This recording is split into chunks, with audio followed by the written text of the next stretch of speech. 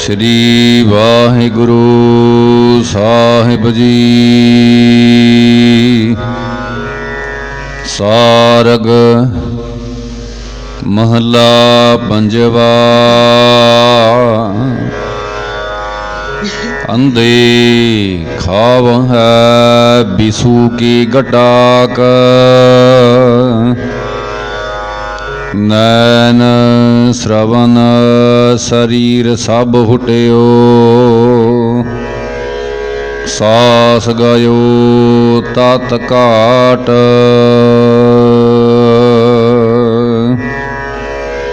अंधे खाव है बिसू की गटाक।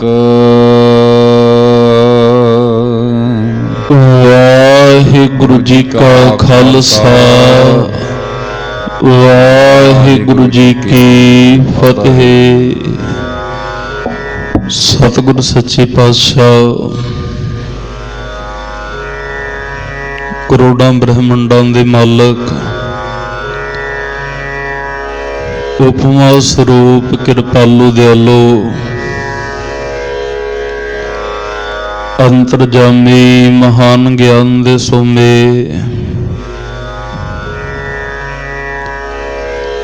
बख्शिशां दे भंडार,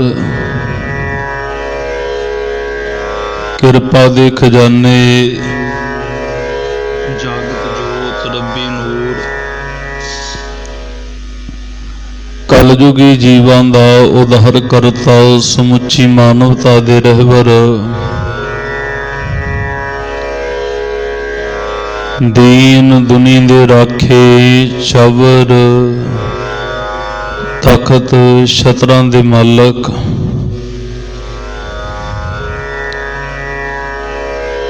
राजन राज, पानन पान, देवान देव, उपमा महान, शब्द गुरु जुग हो जुग अटल। धन धन धन साहिब सतगुरु श्री गुरु ग्रंथ साहिब महाराज सच्चे पातशाह जी, जिन्हां दे दरो करो बख्शियां हुईयां पवित्र रूहा सिख कौम दे महान शहीद, महान जरनैल, बुढ़ा दल और श्री अकाल तख्त साहिब जी दे 7वें जथेदार, धन धन धन अमर शहीद सिंह साहिब जथेदार बाबा हनुमान सिंह जी महाराज,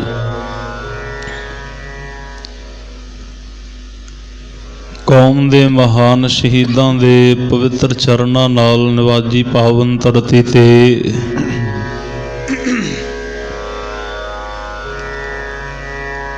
आप जी अमृत वेले दी संभाल करते हुए गुरु साहिब जी दे दर्शन दीदार कीते ने। रब्बी गुरबाणी दे जाप, नितनेम, सुखमनी साहिब गुरु चरनां दे विच बैठ आप जी ने सरवण कीता। रागी साहिबानां दी पवित्र रसना तो आसा जी दी वार दे कीर्तन दा आनंद माण रहे सी।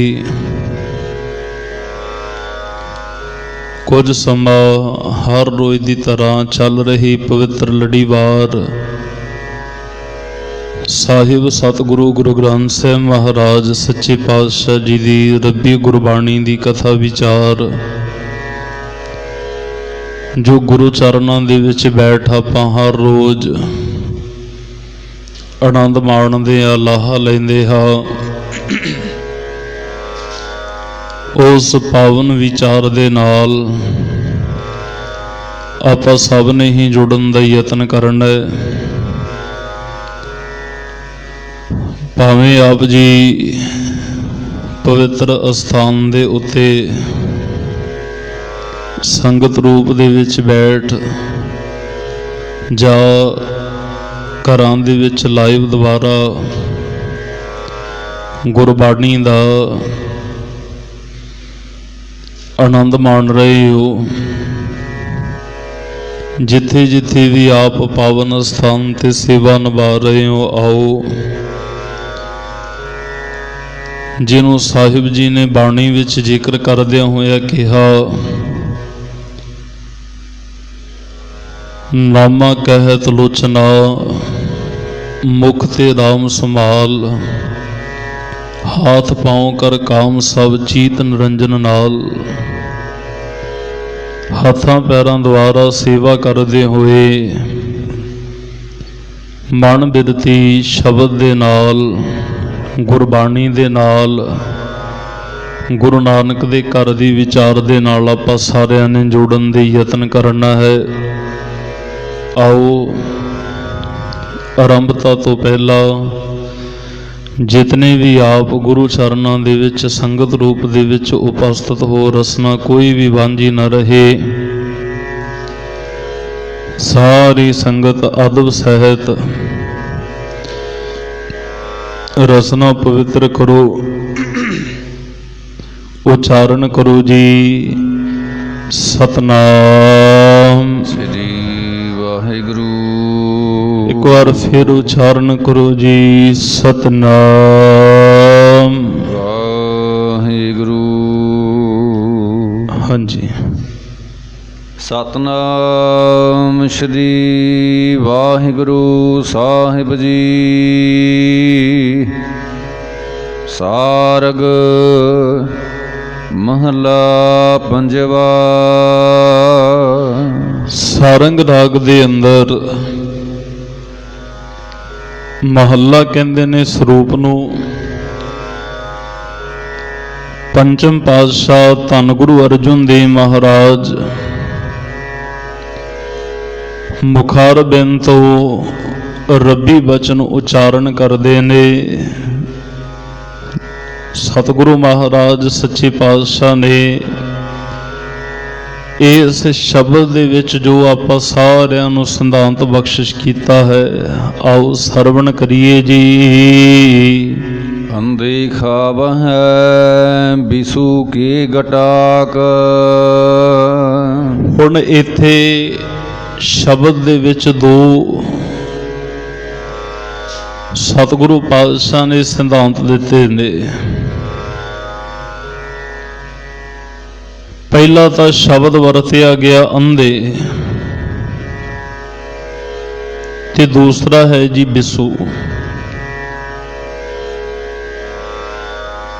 ਮਹਾਰਾਜ ਸੱਚੇ ਪਾਤਸ਼ਾਹ ਕਹਿੰਦੇ ਨੇ ਹੁਣ ਇੱਥੇ ਸ਼ਬਦ ਅੰਧਾ ਜਿਹੜਾ ਵਰਤਿਆ ਗਿਆ ਨਾ, ਹੁਣ ਅੰਨਾ ਹੁੰਦਾ ਕੌਣ ਹੈ ਜੀ? ਅੰਧੇ ਦਾ ਜਿਹੜਾ ਲਫ਼ਜ਼ੀ ਅਰਥ ਉਹ ਅੰਨਾ ਬਣਦਾ। ਅੰਧਾ ਵੀ ਦੋ ਤਰ੍ਹਾਂ ਦਾ ਹੋਇਆ ਕਰਦਾ ਹੈ। ਇੱਕ ਤਾਂ ਉਹ ਹੁੰਦਾ ਜੀ ਜਿਹਨੂੰ ਅਸੀਂ ਸੂਰਮਾ ਕਹਿ ਦਿੰਦੇ ਹਾਂ, ਨੇਤਰਹੀਣ ਹੁੰਦਾ, ਜਿਹਨੂੰ ਨੇਤਰਾਂ ਤੋਂ ਦਿਖਾਈ ਨਹੀਂ ਦਿੰਦਾਗਾ।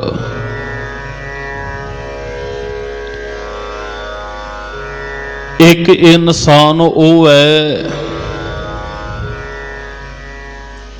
ਜਿਹਦੀਆਂ ਅੱਖਾਂ ਵੀ ਨੇ, ਸਭ ਕੁਝ ਦੇਖ ਵੀ ਰਿਹਾ, ਹੱਥ ਦੇ ਵਿੱਚ ਦੀਵਾ ਵੀ ਫੜਿਆ ਹੋਇਆ, ਚਾਨਣ ਵੀ ਹੈ ਸਾਹਮਣੇ। ਦੀਵਾ ਫੜ ਕੇ ਜੇ ਇੱਕ ਖੂਹ ਦੇ ਵਿੱਚ ਡਿੱਗੀ ਜਾਂਦਾ, ਸਾਹਮਣੇ ਖੂਹ ਉਹਦੇ ਵਿੱਚ ਫਿਰ ਵੀ ਡਿੱਗਦਾ, ਉਹਨੂੰ ਕਹਿੰਦੇ ਨੇ ਅਗਿਆਨਤਾ ਦਾ ਪ੍ਰਾਣੀ, ਜਿਹੜਾ ਜਿਹਦੇ ਕੋਲੇ ਗਿਆਨ ਨਹੀਂਗਾ। ਤੇ ਇੱਥੇ ਮਹਾਰਾਜ ਸੱਚੇ ਪਾਤਸ਼ਾਹ ਨੇ ਅੰਧਾ ਸ਼ਬਦ ਉਹਨਾਂ ਦੇ ਲਈ ਵਰਤਿਆ। ਮਹਾਰਾਜ ਇੱਥੇ ਬਚਨ ਕਰਦਾ, ਸਤਿਗੁਰੂ ਕਹਿੰਦੇ ਅੰਧੇ ਇਹ ਨਾ ਆਖੀਨ ਜਿਨ ਮੁਖ ਲੋਏ ਨਾਹੇ, ਅੰਧੇ ਸਹੀ ਨਾਨਕਾ ਜੋ ਖਸਮੋ ਕੁੱਥੇ ਜਾਹੇ। ਇਨਸਾਨ ਅਸਲ ਦੇ ਵਿੱਚ ਅੰਨਾ ਉਹ ਹੈ ਜਿਹੜਾ ਆਪਣੇ ਖਸਮ ਤੋਂ, ਆਪਣੇ ਮਾਲਕ ਤੋਂ, ਆਪਣੇ ਪਾਰ ਬ੍ਰਹਮ ਪਰਮੇਸ਼ਰ ਤੋਂ ਖੁੰਝ ਗਏ, ਰੱਬ ਦੀ ਬੰਦਗੀ ਨਹੀਂ ਕੀਤੀ, ਤੇ ਪਰਮਾਤਮਾ ਦਾ ਕੋਲ ਪਰਮਾਤਮਾ ਦਾ ਨਾਮ ਨਹੀਂ, ਇਹਨੂੰ ਗਿਆਨ ਨਹੀਂ ਗਾ। ਅਗਿਆਨਤਾ ਦੇ ਹਨੇਰੇ ਦੇ ਵਿੱਚ ਤੁਰਿਆ ਫਿਰਦਾ ਹੈ। ਤੇ ਗੁਰਮੁਖੋ, ਹਨੇਰੇ ਦੇ ਵਿੱਚ ਅਕਸਰ ਇਨਸਾਨ ਨੂੰ ਠੋਕਰਾਂ ਹੀ ਮਿਲਦੀਆਂ ਨੇ। ਕਈ ਵਾਰ ਆਪਾਂ ਜਿਸ ਘਰ ਦੇ ਵਿੱਚ ਦੇਖੋ ਰੂਟੀਨ ਦੇ ਵਿੱਚ ਰੋਜ਼ਾਨਾ ਰਹਿੰਦੇ ਆ ਨਾ, ਹਰ ਰੋਜ਼ ਉਸ ਘਰ ਦੇ ਵਿੱਚ ਤੁਰੇ ਫਿਰਦੇ ਆ, ਜੇ ਲਾਈਟ ਨਾ ਹੋਵੇ, ਬੰਦ ਹਨੇਰਾ ਹੋ ਜਾਏ। ਕਈ ਵਾਰ ਇਨਸਾਨ ਹਰ ਰੋਜ਼ ਨਿਤਾ ਪ੍ਰਤੀ ਉਸੇ ਘਰ ਦੇ ਵਿੱਚ ਵਿਚਰਨ ਵਾਲਾ, ਹਨੇਰਾ ਹੋਣ ਕਰਕੇ ਕਈ ਵਾਰ ਔਕੜ ਕੇ ਠੋਕਰ ਖਾ ਕੇ ਉਹ ਵੀ ਡਿੱਗ ਪੈਂਦਾ ਹੈ। ਨਾਲੇ ਹਰ ਰੋਜ਼ ਰਹਿੰਦੇ ਆਪਾਂ ਨੂੰ ਪਤਾ ਵੀ ਕਿੱਥੇ ਕੀ ਹੈ, ਕਿੱਥੇ ਕੀ ਹੈ। ਚਾਨਣ ਤੋਂ ਬਿਨਾਂ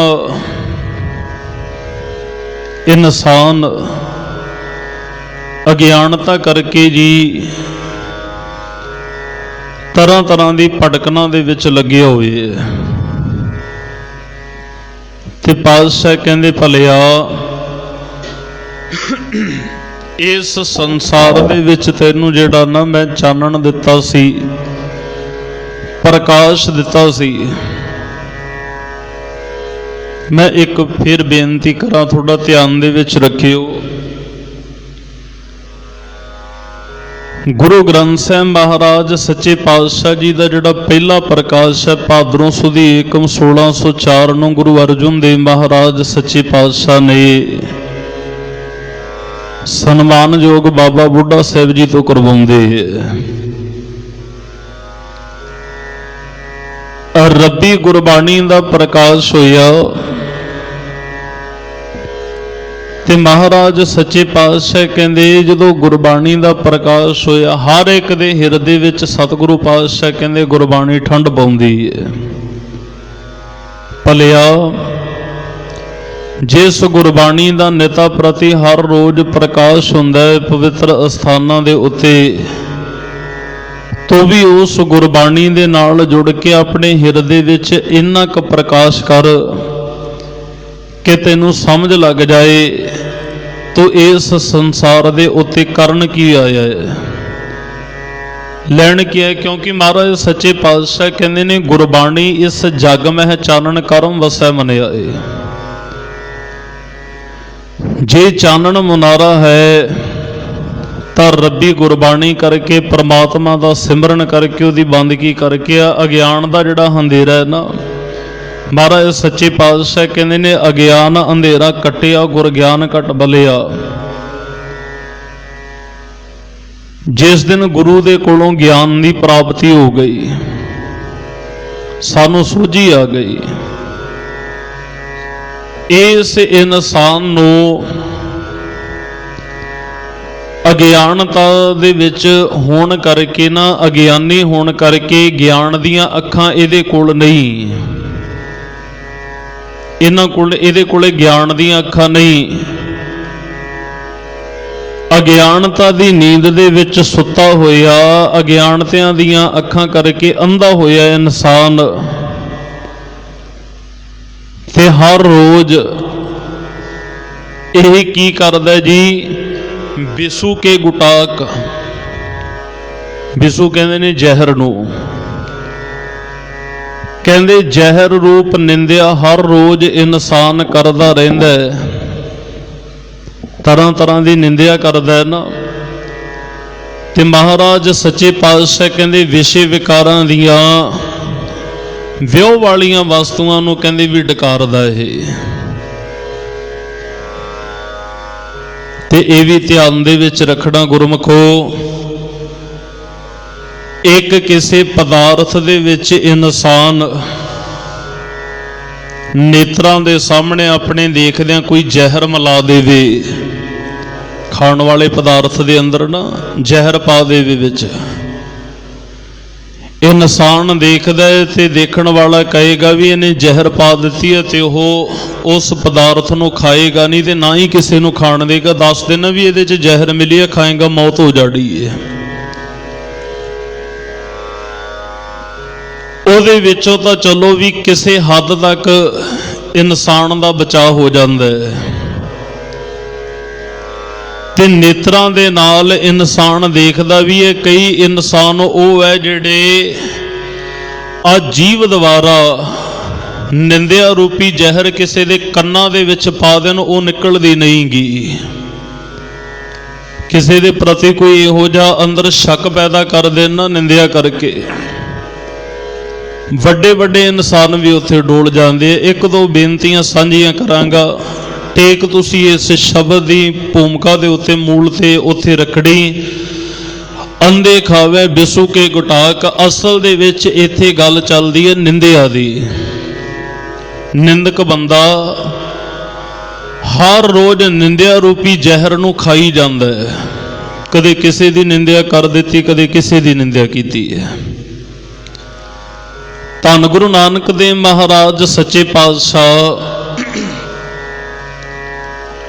ਸੁਲਤਾਨਪੁਰ ਲੋਧੀ ਦੀ ਧਰਤੀ ਤੇ ਸਤਿਗੁਰੂ ਦੌਲਤ ਖਾਨ ਨਵਾਬ ਦੇ ਮੋਦੀ ਖਾਨੇ ਦੇ ਵਿੱਚ ਸਤਿਗੁਰੂ ਜੀ ਕਾਰ ਕਰਦੇ ਤੇ ਧਿਆਨ ਦੇਣਾ। ਉੱਥੇ ਜਿੰਨਾ ਵੀ ਆਪਾਂ ਜਿਵੇਂ ਕਹਿ ਦਈਏ ਨਾ, ਲੋਕ ਫਸਲ ਵੱਢਦੇ ਆ, ਫਸਲ ਸਿੱਟ ਦੇਣੀ, ਲਿਆ ਕੇ ਕੋਈ ਜਿਵੇਂ ਅਨਾਜ ਹੁੰਦਾ ਉਹ ਜਮ੍ਹਾਂ ਕਰਾ ਦੇਣਾ, ਹੋਰ ਤਰ੍ਹਾਂ ਤਰ੍ਹਾਂ ਦੀਆਂ ਵਸਤੂ, ਉਹਦੇ ਇੱਕ ਇੱਕ ਚੀਜ਼ ਦਾ ਹਿਸਾਬ ਕਿਤਾਬ ਰੱਖਣਾ। ਜੋ ਹੁਣ ਗੁਰੂ ਨਾਨਕ ਸਾਹਿਬ ਮਹਾਰਾਜ ਸੱਚੇ ਪਾਤਸ਼ਾਹ ਤੋਂ ਪਹਿਲਾਂ ਉੱਥੇ ਜਿਹੜੀ ਕਾਰ ਕਰਦੇ ਸੀ, ਮਹਾਰਾਜ ਦੀ ਜਗ੍ਹਾ ਤੇ ਪਹਿਲਾਂ ਜਿਹੜੇ ਲੱਗੇ ਹੋਏ ਸੀ, ਉਹਨਾਂ ਨੇ ਕੀ ਕਰਨਾ ਜੀ, ਜਦੋਂ ਤੱਕ ਕਹਿੰਦੇ ਵੀ ਕੋਈ ਵੀ ਵਸਤੂ ਨੂੰ ਲਿਖਣਾ, ਉਹਨੂੰ ਘਟਾ ਕੇ ਲਿਖ ਦੇਣਾ।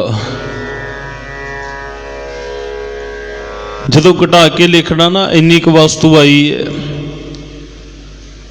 ਤੇ ਜਦੋਂ ਨਵਾਬ ਦੌਲਤ ਖਾਨ ਦੀ ਫੌਜ ਨੂੰ ਕੋਈ ਅਨਾਜ ਤੋਲਿਆ ਜਾਣਾ ਜਾਂ ਕੋਈ ਵਸਤੂ ਹੋਰ ਦੇਣੀ, ਉਹ ਉਹਨਾਂ ਨੂੰ ਘੱਟ ਤੋਲ ਦੇਣੀ ਤੇ ਲਿਖ ਵੱਧ ਦੇਣੀ।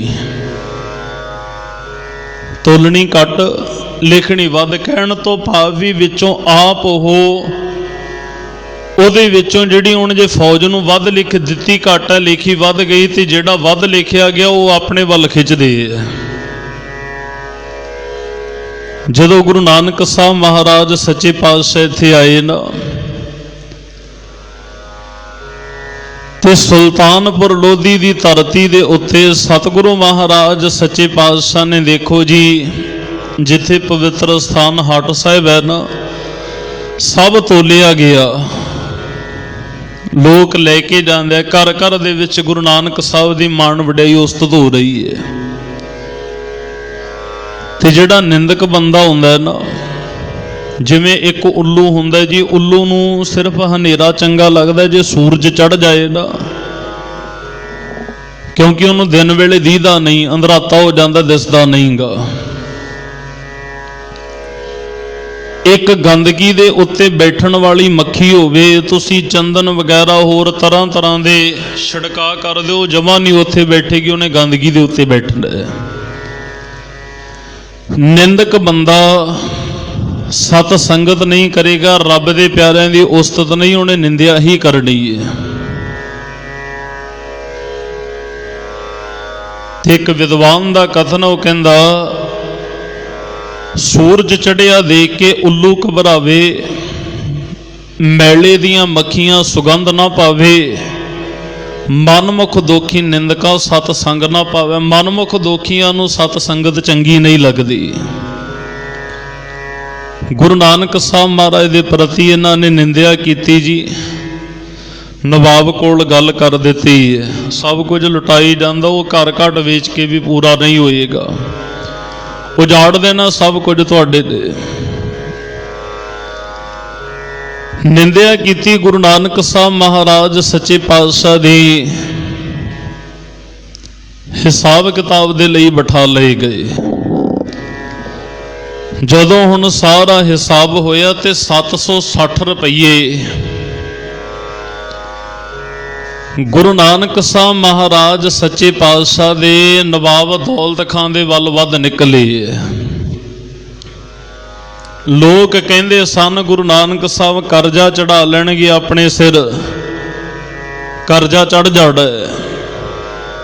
ਪਰ ਗੁਰਮੁਖੋ, ਇੱਥੇ ਸਤਿਗੁਰੂ ਮਹਾਰਾਜ ਸੱਚੇ ਪਾਤਸ਼ਾਹ ਦੇਣਦਾਰ ਨਹੀਂ, ਇੱਥੇ ਲੈਣਦਾਰ ਅੱਜ ਹੋਏ ਨੇ। ਨਵਾਬ ਦੌਲਤ ਖਾਨ ਦੇ ਵੱਲ 760 ਰੁਪਏ ਸਤਿਗੁਰਾਂ ਦੇ ਜ਼ਿਆਦਾ ਨਿਕਲ ਆਏ ਹੈ। ਕੀਤੀ ਤਾਂ ਮਹਾਰਾਜ ਦੀ ਨਿੰਦਿਆ ਨਾ ਲੋਕਾਂ ਨੇ, ਬਹੁਤ ਨਿੰਦਿਆ ਕੀਤੀ। ਇਤਿਹਾਸ ਦੇ ਵਿੱਚ ਆਪਾਂ ਹੋਰ ਵੀ ਬੜੀ ਜਗ੍ਹਾ ਦੇ ਉੱਤੇ ਇਹ ਪੜ੍ਹਦੇ ਹਾਂ। ਗੁਰੂ ਅਰਜਨ ਦੇਵ ਮਹਾਰਾਜ ਸੱਚੇ ਪਾਤਸ਼ਾਹ ਦੇ ਵੇਲੇ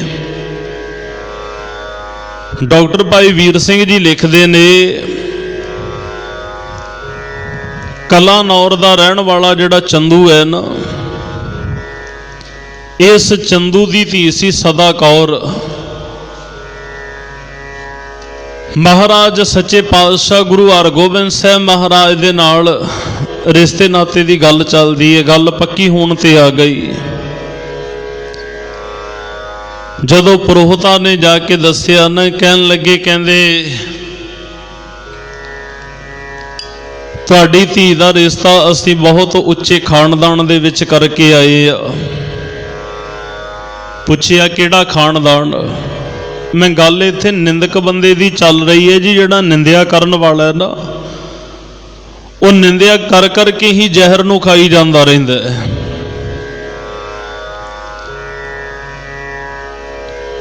ਕਹਿੰਦੇ ਜੀ ਵੀ ਧੰਨ ਗੁਰੂ ਰਾਮਦਾਸ ਮਹਾਰਾਜ ਸੱਚੇ ਪਾਤਸ਼ਾਹ ਉਹਨਾਂ ਦੇ ਪੋਤਰੇ ਨੇ। ਗੁਰੂ ਅਰਜਨ ਦੇਵ ਮਹਾਰਾਜ ਸੱਚੇ ਪਾਤਸ਼ਾਹ ਜੀ ਦੇ ਸੁਪੁੱਤਰ ਹੈ, ਸੋਢੀ ਖਾਨਦਾਨ ਹੈ। ਅੰਮ੍ਰਿਤਸਰ ਸਾਹਿਬ ਦੀ ਧਰਤੀ ਤੇ ਵਾਸਾ ਰੱਖਦੇ ਆ, ਰਾਮਦਾਸਪੁਰ ਦੇ ਅੰਦਰ। ਤੇ ਸਾਹਿਬਜ਼ਾਦੇ ਦਾ ਨਾਮ ਹੈ ਹਰਗੋਬਿੰਦ ਸਾਹਿਬ। ਜਦੋਂ ਹੁਣ ਚੰਦੂ ਨੇ ਸੁਣਿਆ ਨਾ, ਮੱਥੇ ਤੇ ਹੱਥ ਮਾਰਿਆ ਤੇ ਇੱਕ ਗੱਲ ਕਹਿਣ ਲੱਗਾ, ਕਹਿੰਦੇ ਤੁਸੀਂ ਇੱਕ ਚਵਾਰੇ ਦੀ ਇੱਟ ਗੰਦੀ ਮੋਰੀ ਨੂੰ ਲਾਏ। ਆਪ ਚਵਾਰਾ ਬਣਿਆ। ਬੰਸਾਵਲੀ ਨਾਮੇ ਦੇ ਵਿੱਚ ਜ਼ਿਕਰ ਆਉਂਦਾ ਜੀ,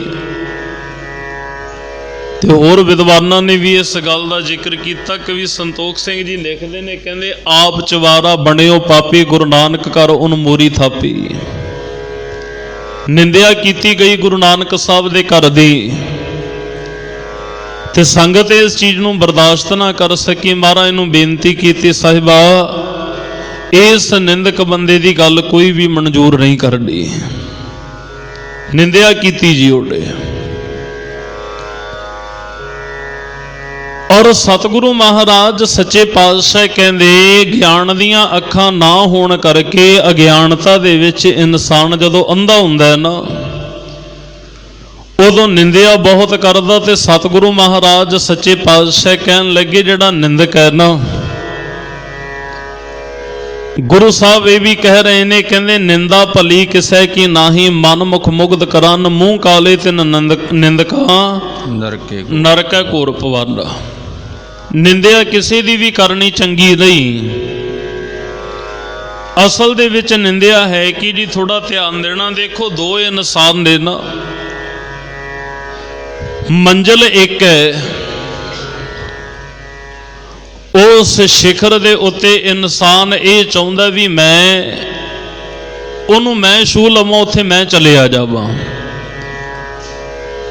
ਪਰ ਉੱਥੇ ਜਾਣ ਦੇ ਵਾਸਤੇ ਇੱਕ ਇਨਸਾਨ ਤਾਂ ਉਹ ਹੈ ਜਿਹੜਾ ਦਿਨ ਰਾਤ ਮਿਹਨਤ ਕਰਦਾ ਪਿਆ, ਦਿਨ ਰਾਤ ਮਿਹਨਤ ਕਰਦਾ। ਕਿਸੇ ਉੱਚੇ ਅਹੁਦੇ ਨੂੰ ਪ੍ਰਾਪਤ ਕਰਨ ਦੇ ਲਈ ਉਹਨੇ ਡਿਗਰੀਆਂ ਕੀਤੀਆਂ, ਡਿਪਲੋਮੇ ਕੀਤੇ, ਤਰ੍ਹਾਂ ਤਰ੍ਹਾਂ ਦੀ ਪੜ੍ਹਾਈ ਕੀਤੀ ਹੈ, ਦਿਨ ਰਾਤ ਮਿਹਨਤ ਕਰਦਾ ਰਿਹਾ। ਇੱਕ ਇਨਸਾਨ ਉਹ ਜਿਹੜਾ ਕਹਿੰਦਾ ਵੀ ਮੈਨੂੰ ਕਰਨਾ ਹੀ ਕੁਝ ਨਾ ਪਵੇ, ਵੀ ਉਸ ਚੀਜ਼ ਨੂੰ ਮੈਂ ਪ੍ਰਾਪਤ ਕਰ ਲਵਾਂ। ਫਿਰ ਉਹ ਪ੍ਰਾਪਤ ਉਹ ਕਿਵੇਂ ਕਰਦਾ ਜੀ? ਉਹ ਨਿੰਦਿਆ ਕਰਕੇ ਦੂਸਰੇ ਦੇ ਕੋਲ ਜਾ ਕੇ ਕਹਿਣਾ ਵੀ ਨਹੀਂ ਜੀ, ਇਹ ਤਾਂ ਬੰਦਾ ਇਹੋ ਜਿਹਾ ਵੀ, ਇਹ ਕੋਈ ਬੰਦਾ ਥੋੜੂ ਹੈ। ਦੂਸਰੇ ਦੇ ਪ੍ਰਤੀ ਗਲਤ ਇਨਸਾਨ ਦੇ ਮਨ ਦੇ ਵਿੱਚ ਗੱਲ ਭਰ ਦੇਣੀ। ਦੂਸਰੇ ਦੇ ਕੋਲ ਚੁਗਲੀਆਂ ਕਰਨੀਆਂ, ਈਰਖਾ ਦੀ ਅੱਗ ਦੇ ਵਿੱਚ ਸੜੇ ਹੋਏ ਨੇ, ਅੰਦਰ ਦਵੈਸ਼ ਭਾਵਨਾ ਪਾਲ ਲੈਣੀ, ਇਹਨੂੰ ਨਿੰਦਿਆ ਕਹਿੰਦੇ ਨੇ। ਤੇ ਜਿਹੜੀ ਨਿੰਦਿਆ ਹੈ ਨਾ, ਨਿੰਦਿਆ ਕਈ ਵਾਰੀ ਕਹਿਰ ਦਾ ਸਮਾਂ ਦਿਖਾ ਦਿੰਦੀ ਹੈ। ਇੱਕ ਵਿਦਵਾਨ ਲਿਖਦਾ, ਕਹਿੰਦੇ ਪੱਪਾ ਆਖਦਾ ਪੱਥਰਾ ਬੰਦਿਆ ਓਏ, ਤੈਨੂੰ ਬੰਦਗੀ ਮੂਲ ਨਾ ਭਾਵਣ ਦੀ ਏ, ਅੱਗੋਂ ਕਰੇ ਨਿੰਦਿਆ ਚੁਗਲ ਹਰਾਮ ਖੋਰੀ, ਜਿਹੜੀ ਪੱਟ ਕੇ ਜੜਾ ਵਗਾਉਂਦੀ ਏ। ਗ੍ਰੰਥਾਂ ਵਿੱਚ ਤਰਕਾਰਿਆ ਨਿੰਦਕਾਂ ਨੂੰ ਨਿੰਦਿਆ ਕਹਿਰ ਦੀ ਘੜੀ ਦਿਖਲਾਉਂਦੀ ਏ, ਅੱਗੋਂ ਨਿੰਦਿਆ ਕਰੇ ਸਤ ਸੰਗੀਆਂ ਦੀ, ਜਿਹੜੀ ਜਨਮ ਨੂੰ ਸਫਲ ਬਣਾਉਂਦੀ ਏ। ਨਿੰਦਿਆ ਕਰੀ ਦਰਵਾਸੇ ਦੀ ਉਰਵਸੀ ਨੇ, ਘੋੜੀ ਬਣੀ ਤੇ ਫਲ ਪਾਉਂਦੀ ਏ। ਨਾਰਦ ਨਿੰਦ ਕੇ ਵਿਸ਼ਨੂੰ ਦਾ ਹੱਕ ਚਾਹੇ, ਨਿੰਦਿਆ ਬਾਂਦਰ ਦਾ ਮੁਖ ਲਗਾਉਂਦੀ ਏ। ਭੀਮ ਸੈਣ ਨਿੰਦੇ ਬਾਲਮੀਕ ਤਾਈ, ਨਿੰਦਿਆ ਜਗ ਅਸਮੇਤ ਗਵਾਉਂਦੀ ਏ। ਨਿੰਦਿਆ ਕਰੀ ਤਰਲੋਚਨ ਦੀ ਇਸਤਰੀ ਨੇ, ਘਰ ਆਇਓ ਨਰੈਣ ਕਢਾਉਂਦੀ ਏ। ਤੇ ਅੰਤ ਦੇ ਵਿੱਚ ਉਹ ਲਿਖਦਾ, ਉਹ ਕਹਿਣ ਲੱਗਾ, ਹੇ ਮਨੁੱਖ, ਨਿੰਦਿਆ ਕਰਨ ਤੋਂ ਤੂੰ ਕਰੀ ਤੋਬਾ, ਜੇਕਰ ਅਕਲ ਤੇਰੀ ਠੋਕਰਾ ਖਾਉਂਦੀ। ਜੇ ਤੈਨੂੰ ਕਹਿੰਦੇ ਥੋੜੀ ਬਹੁਤ ਵੀ ਕਹਿੰਦੇ ਮਤ ਸੁਮਤ ਹੈ ਨਾ, ਕਹਿੰਦੇ ਨਿੰਦਿਆ ਕਰਨ ਤੋਂ ਗੁਰੇਜ਼ ਕਰਿਓ, ਕਦੇ ਨਿੰਦਿਆ ਨਾ ਕਰ ਜਾਈ ਕਿਸੇ ਦੀ। ਕਿਉਂਕਿ ਮਹਾਰਾਜ ਸੱਚੇ ਪਾਤਸ਼ਾਹ ਕਹਿੰਦੇ ਨੇ, ਸਭੇ ਔਖਦ ਕੀਤਿਆਂ ਨਿੰਦਕ ਕਾ ਦਾਰੂ ਨਾਹੀ। ਕਹਿੰਦੇ ਨਿੰਦਿਆ ਕਰਨ ਵਾਲੇ ਹਰ ਇੱਕ ਚੀਜ਼ ਦੀ ਦਵਾਈ ਮਿਲ ਜਾਂਦੀ ਹੈ, ਪਰ ਨਿੰਦਕ ਦੀ ਦਵਾਈ ਨਹੀਂ ਮਿਲਦੀ।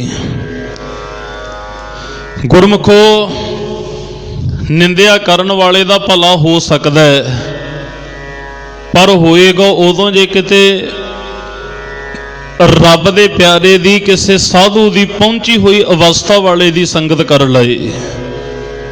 ਸੰਤ ਕਿਰਪਾਲ ਕਿਰਪਾ ਜੇ ਕਰੇ, ਨਾਨਕ ਸੰਤ ਸੰਗਤ ਨਿੰਦਕ। ਜੇ ਉਹ ਸਾਧੂ ਦੀ ਸੰਗਤ ਕਰ ਲੇ, ਨਿੰਦਿਆ ਕਰਨ ਵਾਲੇ ਦਾ ਵੀ ਉਧਾਰ ਹੋ ਜਾਂਦਾ ਹੈ। ਪਾਤਸ਼ਾਹ ਇੱਥੇ ਬਚਨ ਕਰਦੇ ਆ, ਮਹਾਰਾਜ ਕਹਿੰਦੇ, ਅੰਧੇ ਖਾਵੇ ਵਿਸੂ ਕੇ ਗਟਾਕ। ਅਗਿਆਨਤਾ ਦੇ ਵਿੱਚ ਹੋਣ ਕਰਕੇ ਤਰ੍ਹਾਂ ਤਰ੍ਹਾਂ ਦੀ ਜ਼ਹਿਰ, ਇਹ ਵਿਸ਼ੇ ਵਿਕਾਰਾਂ ਨੂੰ ਕਹਿੰਦੇ ਨਾ, ਉਹਨਾਂ ਨੂੰ ਮੁੱਖ ਰੱਖ ਕੇ ਲੋਕਾਂ ਦੀ ਨਿੰਦਿਆ ਕਰ ਕਰਕੇ ਸਭ ਕੁਝ ਜੇ ਜ਼ਹਿਰ ਖਾਈ ਜਾਂਦਾ ਜੀ, ਵਿਹਲਾ ਬੈਠੇ ਹੀ ਜ਼ਹਿਰ ਚੱਬੀ ਜਾਂਦਾ ਰਹਿੰਦਾ। ਹੁਣ ਜਿਸ ਭਾਂਡੇ ਦੇ ਵਿੱਚ ਅੰਦਰ ਜ਼ਹਿਰ ਆ ਜਾਏ ਨਹੀਂ, ਤੁਸੀਂ ਆਪਾਂ ਆ ਵੀ ਇਹ ਗੱਲ ਇਨਸਾਨ ਤੋਂ ਸੁਣਦੇ ਆ ਨਾ, ਕਹਿੰਦੇ ਜੀ ਜਿਹੋ ਜਿਹਾ ਭਾਂਡਾ ਹੁੰਦਾ ਉਹੋ ਜਿਹੀ ਆਵਾਜ਼ ਦਿੰਦਾ। ਸਤ ਸੰਗਤ ਦੇ ਵਿੱਚ ਕਿਸੇ ਰੱਬ ਦੇ ਪਿਆਰੇ ਕੋਲ ਬੈਠੋਗੇ, ਉਹਨੇ ਤੈਨੂੰ ਪ੍ਰਮਾਤਮਾ ਦੀ ਗੱਲ ਸੁਣਾਏਗਾ। ਉਹ ਸਤ ਸੰਗਤ ਦੇ ਫਲ ਦੀ ਗੱਲ ਸੁਣਾਏਗਾ, ਵੀ ਸਤ ਸੰਗਤ ਦੇ ਵਿੱਚ ਰਹਿ ਕੇ ਪ੍ਰਮਾਤਮਾ ਦੀ ਪ੍ਰਾਪਤੀ ਕਿਵੇਂ ਹੁੰਦੀ ਹੈ, ਪਰਮੇਸ਼ਰ ਦਾ ਨਾਮ ਕਿਵੇਂ ਜਪਿਆ ਜਾਂਦਾ ਹੈ, ਸਤ ਸੰਗਤ ਕਰਨ ਦਾ ਕੀ ਲਾਭ ਹੈ। ਤੇ ਜੇ ਕਿਤੇ ਨਿੰਦਿਆ ਕਰਨ ਵਾਲੇ ਇਨਸਾਨ ਕੋਲੇ ਬੈਠੋਗੇ ਨਾ, ਉਹ ਤੁਹਾਨੂੰ ਰੱਬ ਦੇ ਨਾਲ ਨਹੀਂ ਉਹਨੇ ਜੋੜਨ ਦੇਣਾਗਾ। ਉਹਨੇ ਮਨ ਨੂੰ ਸ਼ਾਂਤੀ ਨਹੀਂ ਆਉਣ ਦੇਣੀ। ਉਸ ਇਨਸਾਨ ਨੇ ਮਨ ਦਾ ਖਿੜਾ ਕਰੇਗਾ ਜੀ ਹਰ ਸਮੇਂ। ਇੱਕੋ ਗੱਲ ਕਹੇਗਾ, ਗੁਰੂ ਘਰ ਸਤ ਸੰਗਤ ਦੇ ਵਿੱਚ ਜਾਣ ਦੀ ਕੀ ਲੋੜ, ਵੀ ਉੱਥੇ ਤਾਂ ਵਿਹਲਿਆਂ ਦਾ ਕੰਮ ਹੈ। ਦੇਖੋ, ਰੱਬ ਦੀ ਗੱਲ ਕਰਨ ਵਾਲਿਆਂ ਨੂੰ ਜਾਂ ਗੁਰੂ ਸਾਹਿਬ ਦੇ ਚਰਨਾਂ ਦੇ ਵਿੱਚ ਆਉਣ ਵਾਲਿਆਂ ਨੂੰ ਵਿਹਲੇ ਹੀ ਦੱਸਦੇ ਨੇ। ਇਹ ਉਹਨਾਂ ਦੀ ਗੱਲ ਹੈ ਜੀ, ਜਿਹੜੇ ਹਰ ਰੋਜ਼ ਖੁੰਡਾਂ ਦੇ ਉੱਤੇ ਬੈਠ ਕੇ, ਜਿਹਨੂੰ ਸਤਿਗੁਰੂ ਕਹਿੰਦੇ ਦੁਸ਼ਟ ਚੌਂਕੜੀ ਸਦਾ ਕੂੜ ਕਮਾਵੇ, ਨਾ ਬੂਝੈ ਨਾ ਵਿਚਾਰੈ, ਨਿੰਦਿਆ ਦੁਸ਼ਟੀ ਤੇ ਕਿਨ ਫਲ ਪਾਏ, ਹਰਨਾਕਸ਼ ਨਖੈ ਬਦਾਰੈ। ਹਰ ਸਮੇਂ ਨਿੰਦਿਆ ਕਰੀ ਜਾਣੀ ਲੋਕਾਂ ਦੀ, ਕਦੇ ਕਿਸੇ ਦੀਆਂ ਚੁਗਲੀਆਂ ਕਰੀ ਜਾਣੀਆਂ, ਕਦੇ ਕਿਸੇ ਦੇ ਪ੍ਰਤੀ ਕੁਝ ਬੋਲੀ ਜਾਣਾ। ਪਰ ਸਤਿਗੁਰੂ ਮਹਾਰਾਜ ਸੱਚੇ ਪਾਤਸ਼ਾਹ ਕਹਿੰਦੇ ਵੀ ਉਹ ਜਿਹੜੇ ਬੈਠ ਕੇ ਨਿੰਦਿਆ ਕਰਦੇ ਆ ਨਾ, ਨਿੰਦਿਆ ਅਕਸਰ ਕਹਿੰਦੇ ਇਨਸਾਨ ਨੂੰ ਨਰਕਾਂ ਦੇ ਵੱਲ ਖਿੱਚ ਕੇ ਲੈ ਜਾਂਦੀ ਹੈ। ਸਤ ਸੰਗਤ ਦੇ ਵਿੱਚ ਬੈਠ ਕੇ ਰੱਬ ਦਾ ਨਾਮ ਜਪੋਗੇ, ਪ੍ਰਮਾਤਮਾ ਦੀ ਬੰਦਗੀ ਕਰੋਗੇ ਨਾ, ਉੱਥੇ ਇਨਸਾਨ ਜਮਾਂ ਦੀ ਮਾਰ ਤੋਂ ਬਚ ਜਾਂਦਾ ਤੇ ਪ੍ਰਮਾਤਮਾ ਦੇ ਘਰ ਦੇ ਵਿੱਚ ਨਾ ਉਹਦੀ ਆਓ ਭਗਤ ਹੁੰਦੀ ਹੈ, ਜੈ ਜੈਕਾਰ ਹੁੰਦੀ ਹੈ। ਤੇ ਸਤਿਗੁਰੂ ਮਹਾਰਾਜ ਸੱਚੇ ਪਾਤਸ਼ਾਹ ਅੱਗੇ ਕਿਰਪਾ ਵਰਤਾਉਂਦੇ ਨੇ। ਸਤਿਗੁਰੂ ਗੁਰੂ ਅਰਜਨ ਦੇਵ ਮਹਾਰਾਜ ਅੱਗੇ ਫਿਰ ਇਸ ਨਿੰਦਕ ਇਨਸਾਨ ਦੇ ਪ੍ਰਤੀ ਦੱਸ ਰਹੇ ਹਨ। ਨੈਣ ਸਰਵਨ ਸਰੀਰ ਸਭ ਹੁਟਿਓ, ਸਾਸ ਗਇਓ ਤਤ ਘਾਟ। ਕਹਿੰਦੇ ਵੀ ਇਹ ਨਾ ਇਸ ਨਿੰਦਿਆ ਕਰਕੇ ਹੀ ਅਗਿਆਨ, ਕਹਿੰਦੇ ਵੀ ਇਹਨਾਂ ਦੀਆਂ ਨਾ ਅੱਖਾਂ ਕੰਨ ਸਰੀਰ ਕੰਮਕਾਜ ਕਰਨ ਤੋਂ ਕਹਿੰਦੇ ਵੀ ਹਟ ਜਾਂਦੇ ਹੈ। ਨਿੰਦਿਆ ਕਰਨ ਵਾਲਾ ਇਨਸਾਨ ਨਿੰਦਿਆ ਕਰਦਾ ਰਹੇ, ਹਰ ਸਮੇਂ ਬੋਲੀ ਜਾਣਾ ਕੁਝ ਨਾ ਕੁਝ ਕਿਸੇ ਦੀਆਂ ਚੁਗਲੀਆਂ। ਆ ਜਿਹੜੀਆਂ ਫਿਰ ਅੱਖਾਂ ਨੇ ਨਾ, ਅੱਖਾਂ ਦੀ ਨਿਗਾਹ ਵੀ ਇਹ ਘਟ ਜਾਂਦੀ ਹੈ, ਇਹ ਜਵਾਬ ਦੇ ਜਾਂਦੀਆਂ ਨੇ। ਬਾਬਾ ਫਰੀਦ ਸਾਹਿਬ ਜੀ ਨੇ ਨਾ ਇੱਕ ਬਚਨ ਕਿਹਾ, ਕਹਿਣ ਲੱਗੇ ਨਾ ਮੈਂ ਸੰਸਾਰ ਦੇ ਉੱਤੇ ਦੇਖੋ ਮੈਂ ਆਇਆ ਸਾਂ, ਮੇਰੇ ਜਿਹੜੇ ਨੇਤਰ ਸਨ, ਮੇਰੇ ਹੱਥ ਪੈਰ ਸੀ, ਇਹ ਕਹਿੰਦੇ ਆਏ ਮੇਰੇ ਤੋਂ ਪਹਿਲਾਂ ਸਨ, ਪਰ ਇਹ ਮੈਂ ਹਜੇ ਬੈਠਾ ਸੀ ਇਹ ਪਹਿਲਾਂ ਹੀ ਜਵਾਬ ਦੇ ਗਏ। ਲੱਤਾਂ ਬਾਹਾਂ ਹੱਥ ਪੈਰ ਅੱਖ ਕੰਨ ਇਹ ਸਰੀਰ ਦੇ ਨਾਲ ਆਏ ਨੇ ਜੀ। ਜਦੋਂ ਕਹਿੰਦੇ ਮੈਂ ਥੋੜਾ ਤਕਰੀਬਨ 2, 2.5, 3 ਸਾਲ ਦਾ ਹੋ ਗਿਆ, ਕਹਿੰਦੇ ਉਦੋਂ ਆਹ ਮੇਰੀਆਂ ਅੱਖਾਂ ਨੇ ਪਛਾਣ ਕਰਨ ਲੱਗੀਆਂ, ਅੱਖਾਂ ਦੇਖਣ ਲੱਗੀਆਂ ਸੀ ਤਾਂ ਨੇਤਰ ਪਹਿਲਾਂ ਵੀ, ਪਰ ਪਛਾਣ ਨਹੀਂ ਸੀ ਕਰਦੇ ਕਿਉਂਕਿ ਬਚਪਨ ਸੀ। ਕੰਨ ਵੀ ਸੀਗੇ ਪਰ ਜੋ ਸਰੋਤ ਕਹਿੰਦੇ ਸੁਣਨਾ ਸੀਗਾ ਉਹ ਮੈਨੂੰ ਤਕਰੀਬਨ 2, 2.5 ਸਾਲ ਦੇ ਉਦੋਂ ਮੈਨੂੰ ਸੁਣਨ ਲੱਗਿਆ, ਪਤਾ ਲੱਗਿਆ ਵੀ ਮੈਨੂੰ ਆਹ ਕੁਝ ਕਹਿ ਰਹੇ ਨੇ। ਲੱਤਾਂ ਦੇ ਵਿੱਚ ਬਲ ਬਾਅਦ ਦੇ ਵਿੱਚ ਆਇਆ, ਤੁਰਨਾ ਬਾਅਦ ਦੇ ਵਿੱਚ ਸਿੱਖਿਆ, ਹੱਥਾਂ ਦੀ ਪਕੜ ਬਾਅਦ ਦੇ ਵਿੱਚ ਆਈ। ਤੇ ਕਹਿਣ ਲੱਗੇ ਵੀ ਸਰੀਰ ਅੱਜ ਇੰਨਾ ਕੁ ਬਜ਼ੁਰਗ ਹੋ ਗਿਆ, ਸਰੀਰ ਤਾਂ ਕਹਿੰਦੇ ਬੈਠਾ, ਪਰ ਆ ਜਿਹੜੀਆਂ ਅੱਖਾਂ ਸਨ, ਕੰਨ ਸੀ ਜੀ, ਰਸਨਾ ਸੀ, ਦੰਦ ਸੀ, ਸਾਰਾ ਸਰੀਰ ਇਹ ਕਹਿੰਦੇ ਵੀ ਜਵਾਬ ਦੇ ਚੁੱਕੇ ਹੈ, ਸਰੀਰ ਹੀ ਜਵਾਬ ਦੇ ਗਿਆ। ਬਾਬਾ ਫਰੀਦ ਸਾਹਿਬ ਜੀ ਨੇ ਕਿਹਾ, ਕਹਿਣ ਲੱਗੇ ਚੱਬਣ ਚੱਲਣ ਰਤਨ ਸੇ ਅਰ ਸੁਨੀਰ ਬਹਿ ਗਏ, ਹੇੜੇ ਮੋਤੀ ਤਾ ਸੇ ਜਾਨੀ ਚੱਲ ਗਏ। ਉਹਨਾਂ ਨੇ ਤਾਂ ਪਰਮਾਤਮਾ ਦੀ ਆਰਾਧਨਾ ਕੀਤੀ, ਬੰਦਗੀ ਕੀਤੀ, ਸਿਮਰਨ ਕੀਤਾ, ਪਰਮੇਸ਼ਰ ਨੂੰ ਜਪਿਆ, ਪਰ ਇੱਥੇ ਜਿਹੜਾ ਸ਼ਬਦ ਵਰਤਿਆ ਜਾ ਰਿਹਾ ਹੈ ਨਾ, ਨੈਣ ਸਰਵਣ ਸਰੀਰ ਸਭ ਹੁਟਿਓ, ਸਾਸ ਗਇਓ ਤਤ ਘਾਟ। ਇਨਸਾਨ ਦੇ ਜਿਹੜੇ ਕਹਿੰਦੇ ਵੀ ਨੇਤਰ ਸਾਨੇ, ਨੇਤਰ ਦਿੱਤੇ ਕਾਹਦੇ ਲਈ ਸੀ ਜੀ? ਮਹਾਰਾਜ ਸੱਚੇ ਪਾਤਸ਼ਾਹ ਕਹਿਣ ਲੱਗੇ, ਇਹ ਨੇਤਰੋਂ ਮੇਰਿਓ ਹਰ ਤੁਮੈ ਜੋ ਤਰੀ ਹਰ ਬਿਨ ਅਵਰਨਾ ਦੇਖੋ ਕੋਈ। ਤੇ ਪਰ ਇਹਨਾਂ ਅੱਖਾਂ ਨਾਲ ਇਹਨੇ ਦੇਖਿਆ ਕੀ ਜੀ? ਨੈਣੀ ਦੇਖਣਾ ਰਜੀਆਂ ਬਹੁ ਰੰਗ ਤਮਾਸ਼ੇ, ਤਰ੍ਹਾਂ ਤਰ੍ਹਾਂ ਦਾ ਰੰਗ ਰੂਪ ਬੜਾ ਕੋਈ। ਜਿਹੜੀ ਚੀਜ਼ ਜਿਹੜੇ ਆਪਣੀਆਂ ਅੱਖਾਂ ਦੇ ਨਾਲ ਦੇਖੀ, ਆਪਣੇ ਅੰਦਰ ਨੂੰ ਖਿੱਚਿਆ ਜਿਹੜੇ ਵੀ ਆਹ ਚੀਜ਼ ਮੇਰੇ ਕੋਲੇ ਹੋਵੇ, ਇਹਦਾ ਆਨੰਦ ਮੈਂ ਹੰਡਾਉਂਦਾ ਹੋਵਾਂ। ਕੰਨ ਦਿੱਤੇ ਸੀ ਜੀ, ਕਾਹਦੇ ਲਈ ਦਿੱਤੇ ਸੀ? ਪਾਤਸ਼ਾਹ ਕਹਿੰਦੇ ਇਹ ਸਰਵਣੋ ਮੇਰਿਓ ਸੱਚਾ ਸੁਣਨਿਆਂ ਨੂੰ ਬਿਠਾਏ, ਸੱਚਾ ਸੁਣਨਿਆਂ ਨੂੰ ਬਿਠਾਏ, ਸਰੀਰ ਲਾਏ ਸੁਣੋ ਸਤ ਬਾਣੀ। ਤੇ ਨਾ ਕੰਨਾਂ ਨਾਲ ਕੀ ਸੁਣਿਆ ਜੀ? ਗੰਦੇ ਗੀਤ ਸੁਣਦਾ ਰਿਹਾ, ਚੁਗਲੀਆਂ ਸੁਣਦਾ ਰਿਹਾ, ਨਿੰਦਿਆ ਸੁਣਦਾ ਰਿਹਾ। ਕੱਲੀ ਇਹ ਨਹੀਂ ਵੀ ਆਪਾਂ ਵਸਤੂ ਇਨਸਾਨ ਚੱਕ ਕੇ ਕੱਲਾ ਜੀਭ ਨਾਲ ਹੀ ਅੰਦਰ ਲੈ ਜਾਂਦੇ ਆ, ਨਹੀਂ, ਆ ਨੇਤਰਾਂ ਨਾਲ ਵੀ ਅੰਦਰ ਬੜਾ ਕੁਝ ਡਿੱਗਦਾ ਹੈ। ਆ ਕੰਨਾਂ ਨਾਲ ਵੀ ਆ ਪਤਾ ਨਹੀਂ ਆ ਤੰਦੂਰ ਦੇ ਵਿੱਚ ਕਿੰਨਾ ਕੁ ਕੁਝ ਡਿੱਗ ਪਿਆ ਇਹਦੇ ਅੰਦਰ, ਅੰਦਰ ਇੰਨਾ ਕੁ ਭਰੀ ਬੈਠਾ ਜੀ। ਪਰਮਾਤਮਾ ਦਾ ਨਾਮ ਇੱਥੇ ਕਿੱਥੇ ਟਿਕੇ ਅੰਦਰ ਆ ਕੇ? ਫਿਰ ਸਤਿਗੁਰੂ ਪਾਤਸ਼ਾਹ ਅੱਗੇ ਕਹਿੰਦੇ ਨੇ, ਨੈਣ ਸਰਵਣ ਸਰੀਰ ਸਭ ਹੁਟਿਓ। ਆ ਜਿਹੜਾ ਸਰੀਰ ਸੀ ਨਾ ਜੀ, ਇਹ ਵੀ ਕਹਿਣ ਲੱਗੇ ਇੰਨਾ ਕੁ ਕਹਿੰਦੇ ਵਿਆਕੁਲ ਹੋ ਗਿਆ ਪਰਮਾਤਮਾ ਦੇ ਨਾਮ ਤੋਂ ਬਿਨਾਂ ਨਾ, ਜਿਹਨੂੰ ਭਗਤ ਭੀਖਣ ਸਾਹਿਬ ਜੀ ਕਹਿੰਦੇ ਨੇ, ਨੈਣੋ ਨੀਰ ਬਹਿ ਤਨ ਖੀਨਾ ਭਏ ਕੇਸ ਦੁੱਧਵਾਨੀ ਰੂਧਾ ਕੰਠ ਸ਼ਬਦ ਨਹੀਂ ਉਚਰੈ ਅਬ ਕਿਆ ਕਰੇ। ਪਰ ਉਹ ਕਹਿੰਦੇ ਵੀ ਪਰਮਾਤਮਾ ਦਾ ਤੂੰ ਨਾਮ ਹੀ ਨਹੀਂ ਜਪਿਆ ਰਸਨਾ ਨਾਲ, ਇਹ ਸਰੀਰ ਨੇ ਚਲਿਆ ਜਾਣਾ ਹੈ। ਤਾਂ ਹੀ ਉਹ ਵਿਦਵਾਨ ਲੋਕ ਕਹਿੰਦੇ ਨੇ, ਕਹਿੰਦੇ ਭਲਿਆ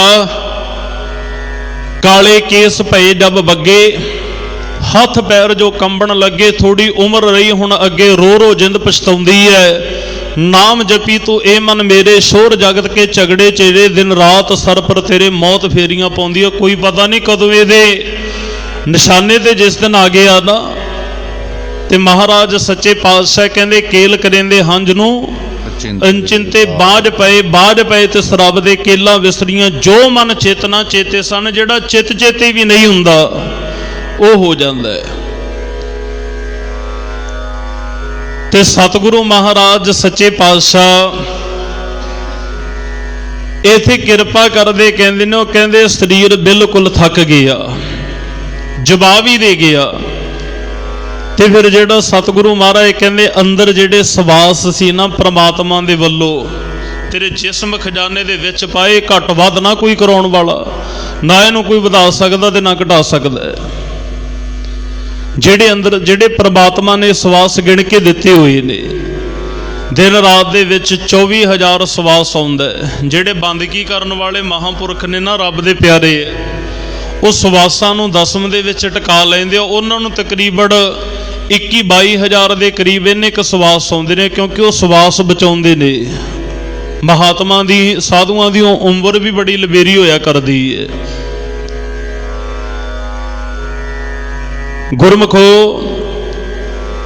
ਇਸੇ ਤਰ੍ਹਾਂ ਸਤਿਗੁਰੂ ਮਹਾਰਾਜ ਸੱਚੇ ਪਾਤਸ਼ਾਹ ਕਹਿੰਦੇ ਨਾ, ਫਿਰ ਜਦੋਂ ਸਵਾਸ ਕੱਢਦੇ ਹੈ ਨਾ ਤੇ ਇਨਸਾਨ ਮੌਤ ਦੇ ਵੱਲ ਖਿੱਚ ਕਰਦਾ ਜੀ। ਤੇ ਮਹਾਰਾਜ ਸੱਚੇ ਪਾਤਸ਼ਾਹ ਕਹਿੰਦੇ ਇੱਕ ਦਿਨ ਉਹ ਆਉਂਦਾ ਹੈ ਜਿਸ ਦਿਨ ਫਿਰ ਇਹ ਸੰਸਾਰ ਦੇ ਉੱਤੋਂ ਚਲਿਆ ਜਾਂਦਾ ਹੈ। ਤੇ ਸਤਿਗੁਰੂ ਕਹਿੰਦੇ ਤੈਨੂੰ ਤਾਂ ਹੀ ਕਹਿ ਰਹੇ ਆ ਵੀ ਬੰਦਗੀ ਕਰ, ਪਰਮਾਤਮਾ ਦਾ ਨਾਮ ਜਪ, ਨਿੰਦਿਆ ਨਾ ਕਰੀ ਕਿਸੇ ਦੀ। ਜੇ ਨਿੰਦਿਆ ਕਰਨ ਲੱਗ ਪਿਓ, ਸਤਿਗੁਰੂ ਪਾਤਸ਼ਾਹ ਕਹਿਣ ਲੱਗੇ ਜੋ ਤੇਰੇ ਕੋਲੇ ਹੈ ਸਭ ਵਿਅਰਥ ਚਲਿਆ ਜਾਣਾ ਹੈ। ਪਰ ਬ੍ਰਹਮ ਪਰਮੇਸ਼ਰ ਅਕਾਲ ਪੁਰਖ ਵਾਹਿਗੁਰੂ ਦੇ ਨਾਮ ਤੋਂ ਬਿਨਾਂ ਸਤਿਗੁਰੂ ਕਹਿੰਦੇ ਆ ਜਿਹੜਾ ਸਰੀਰ ਹੈ ਨਾ, ਇਹਨੇ ਅੱਜ ਜਾਂ ਕੱਲ ਕਹਿੰਦੇ ਚਲਿਆ ਜਾਣਾ। ਦੇਖੋ ਜੀ ਜਿਹੜੀ ਮੌਤ ਹੈ ਨਾ, ਇਹ ਅਟਲ ਸਚਾਈ ਹੈ। ਹੋਰਾਂ ਧਰਮਾਂ ਦੇ ਵਿੱਚ ਮੈਂ ਦੇਖੋ ਕਿਸੇ ਦੇ ਉੱਤੇ ਕਿੰਤੂ ਪਰੰਤੂ ਨਹੀਂ ਕਰਦਾਗਾ। ਮੈਂ ਇੱਕ ਸਿਰਫ ਬੇਨਤੀ ਕਰ ਰਿਹਾ, ਹੋਰ ਲੋਕ ਸਾਨੂੰ ਬੜੀਆਂ ਐਸੀਆਂ ਡਾਇਰੈਕਸ਼ਨਾਂ ਦਿੰਦੇ ਹੈ ਜੀ ਵੀ ਤੁਹਾਡੀ ਮੌਤ ਤੋਂ ਕਿਵੇਂ ਤੁਹਾਡਾ ਬਚਾਅ ਹੋ ਸਕਦਾ ਹੈ। ਬੜਾ ਕੁਝ ਕੀਤਾ ਜਾਂਦਾ ਵੀ ਮੌਤ ਤੋਂ ਕਿਵੇਂ ਬਚਿਆ ਜਾ ਸਕਦਾ ਹੈ। ਪਰ ਮੇਰੇ ਸਤਿਗੁਰੂ ਪਾਤਸ਼ਾਹ ਨੇ ਡੰਕੇ ਦੀ ਚੋਟ ਦੇ ਉੱਤੇ ਇੱਕ ਗੱਲ ਕਹਿ ਦਿੱਤੀ। ਮਹਾਰਾਜ ਕਹਿੰਦੇ ਫਰੀਦਾ ਮਲਕਲ ਮੌਤ ਜਾ ਆਵਸੀ ਸਭ ਦਰਵਾਜੇ ਪੰਨ। ਕਹਿੰਦੇ ਜਿਸ ਇਨਸਾਨ ਦਾ ਜਨਮ ਹੋਇਆ, ਜਿਸ ਚੀਜ਼ ਨੇ ਜਨਮ ਲਿਆ, ਉਹਦਾ ਵਿਰੋਧੀ ਸ਼ਬਦ ਹੈ ਜੀ ਮੌਤ। ਜੇ ਰਾਤ ਸੀ ਤਾਂ ਆ ਹੁਣ ਦਿਨ ਚੜੇ, ਜੇ ਤੱਤਾ ਹੈ ਤਾਂ ਠੰਡਾ ਹੈ, ਜਾਂ ਕੌੜਾ ਤਾਂ ਮਿੱਠਾ, ਕਿਉਂਕਿ ਹਰ ਇੱਕ ਚੀਜ਼ ਦਾ ਵਿਰੋਧੀ ਸ਼ਬਦ ਹੈ। ਤੇ ਗੁਰਮੁਖੋ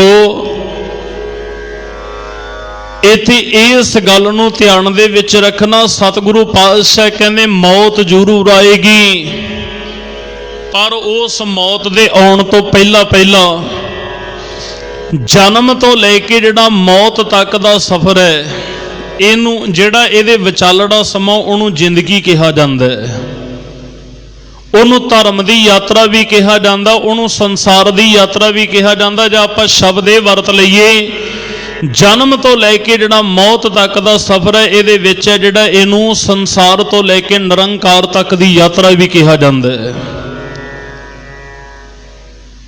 ਪਰ ਇਹਨੂੰ ਸਫਲ ਕੌਣ ਕਰਦਾ ਹੈ ਜੀ? ਸਫਲ ਇੱਥੇ ਉਹਨਾਂ ਦੀ ਇਹ ਹੁੰਦੀ ਹੈ ਜਿਨ੍ਹਾਂ ਨੇ ਪ੍ਰਮਾਤਮਾ ਨੂੰ ਸਵਾਸ ਆਰਾਧਿਆ, ਉਹਦੀ ਬੰਦਗੀ ਕੀਤੀ। ਤੇ ਮਹਾਰਾਜ ਸੱਚੇ ਪਾਤਸ਼ਾਹ ਨੇ ਫਿਰ ਉਹਨਾਂ ਦੇ ਲਈ ਸ਼ਬਦ ਵਰਤਿਆ। ਮਹਾਰਾਜ ਕਹਿਣ ਲੱਗੇ ਸਫਲ ਭਈ ਸਫਲ ਯਾਤਰਾ। ਉਹਨਾਂ ਦੀ ਤਾਂ ਫਿਰ ਇੱਥੇ ਆ ਜਿਹੜੀ ਯਾਤਰਾ ਸੀ ਇਹ ਤਾਂ ਸਫਲ ਹੋ ਗਈ ਨਾ। ਸਤਿਗੁਰੂ ਮਹਾਰਾਜ ਸੱਚੇ ਪਾਤਸ਼ਾਹ ਕਹਿੰਦੇ ਵੀ ਇਨਸਾਨ ਜਦੋਂ ਕਹਿੰਦੇ ਵੀ ਅੱਖਾਂ ਕੰਨਾਂ ਇਹਨਾਂ ਕਰਕੇ ਕਹਿੰਦੇ ਵੀ ਆਹ ਨਿੰਦਿਆ ਦੇ ਜ਼ਹਿਰ ਖਾਈ ਜਾਂਦਾ, ਹਰ ਸਮੇਂ ਸਵਾਸ ਵੀ ਕੱਢਦੇ ਜਾਂਦੇ ਆ, ਸਰੀਰ ਵੀ ਜਵਾਬ ਦੇ ਜਾਂਦਾ, ਤੇ ਕਹਿੰਦੇ ਵੀ ਇੱਕ ਨਾ ਇੱਕ ਦਿਨ ਕਹਿੰਦੇ ਉਸ ਕਾਲ ਮੌਤ ਦੇ ਕਹਿੰਦੇ ਮੂੰਹ ਦੇ ਵਿੱਚ ਚਲਿਆ ਜਾਂਦਾ ਹੈ। ਰਹਾਉ ਵਿਸ਼ਰਾਮ ਦੇ ਕੇ ਸਤਿਗੁਰੂ ਜੀ ਕਿਰਪਾ ਵਰਤਾਉਂਦੇ ਨੇ। ਨਾਥ ਰੰਜਾਨ ਉਦਰਲੀ ਭੁੱਖ ਹੈ, ਮਾਇਆ ਗਈਆ ਹਾਟ। ਕਹਿੰਦੇ ਗਰੀਬ ਗੁਰਬਿਆਂ ਨੂੰ ਦੁੱਖ ਦੇ ਕੇ ਕਹਿੰਦੇ ਆਪ ਦਾ ਪੇਟ ਭਰਦਾ, ਜੇ ਕਿਸੇ ਨੂੰ ਕੁਝ ਦੇ ਨਹੀਂ ਨਾ ਸਕਦਾ ਉਹਦੇ ਤੋਂ ਖੋਹਣ ਦਾ ਵੀ ਹੱਕ ਨਹੀਂ। ਜੇ ਕਿਸੇ ਨੂੰ ਚੰਗਾ ਨਹੀਂ ਕਹਿ ਸਕਦਾ ਉਹਨੂੰ ਮਾੜਾ ਵੀ ਨਾ ਕਹੇ, ਜੇ ਕਿਸੇ ਦੀ ਉਸਤਤ ਨਹੀਂ ਕਰ ਸਕਦਾ ਉਹਦੀ ਨਿੰਦਿਆ ਵੀ ਨਾ ਕਰ। ਕਿਸੇ ਤੋਂ ਖੋਹ ਕੇ ਖਾਣਾ ਆਪ ਦਾ ਪੇਟ ਭਰਦਾ। ਕਰੂ ਬਾਦਸ਼ਾਹ ਗੁਰੂ ਨਾਨਕ ਸਾਹਿਬ ਮਹਾਰਾਜ ਗਏ ਨਾ, ਮੁਰਦਿਆਂ ਦੇ ਮੂੰਹਾਂ ਦੇ ਵਿੱਚੋਂ ਟਕੇ ਵੀ ਕਢਾ ਲਏ, ਛੱਡੇ ਨੇ। 40 ਗੰਢ ਜੋੜੀ ਬੈਠਾ ਸੀ ਜੀ, 40 ਗੰਜ ਸਮਝਦੇ ਹੋ? ਗੰਜ ਕਹਿੰਦੇ ਨੇ ਇੱਕ ਵੱਡਾ ਢੇਰ ਲੱਗਿਆ ਹੋਵੇ, ਬੋਹਲ ਲੱਗਿਆ ਹੋਵੇ, ਤੇ ਉਹਦੇ ਦੂਸਰੇ ਪਾਸੇ ਜਿਹੜਾ ਇਨਸਾਨ ਖੜਾ ਉਹਦਾ ਸਿਰਫ ਇਕੱਲਾ ਸਿਰ ਦਿਸਦਾ ਹੋਵੇ, ਉਹਨੂੰ ਗੰਜ ਕਿਹਾ ਜਾਂਦਾ ਹੈ। ਗੰਜ ਦਾ ਅਰਥ ਖਜ਼ਾਨਾ ਵੀ ਕੀਤਾ, ਭਾਈ ਕਾਹਨ ਸਿੰਘ ਨਾਭਾ ਨੇ ਮਹਾਨ ਕੋਸ਼ ਦੇ ਵਿੱਚ ਖਜ਼ਾਨਾ ਵੀ ਕੀਤਾ ਗਿਆ।